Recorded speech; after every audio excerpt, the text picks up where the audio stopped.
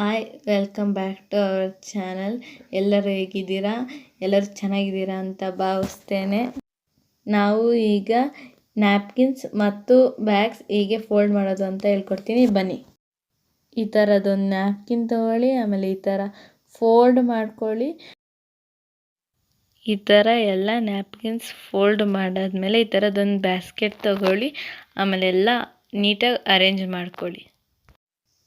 ಎಲ್ಲ ನೀಟಾಗಿ ಅರೇಂಜ್ ಆಗಿದೆ ಅಲ್ವಾ? ಎಷ್ಟು ಚೆನ್ನಾಗಿ ಕಾಣಿಸ್ತಿದೆ ನೋಡಿ. ಈಗ ನಾನು ಹೇಗೆ ಬ್ಯಾಗ್ಸ್ ಅರೇಂಜ್ ಮಾಡಬೇಕು ಅಂತ ಹೇಳ್ಕೊಡ್ತೀನಿ, ಬನ್ನಿ.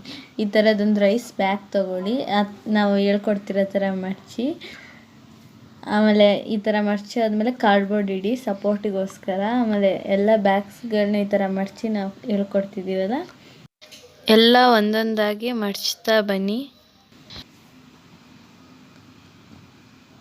ನೋಡಿ, ಈ ಥರ ಮಡಚಬೇಕು.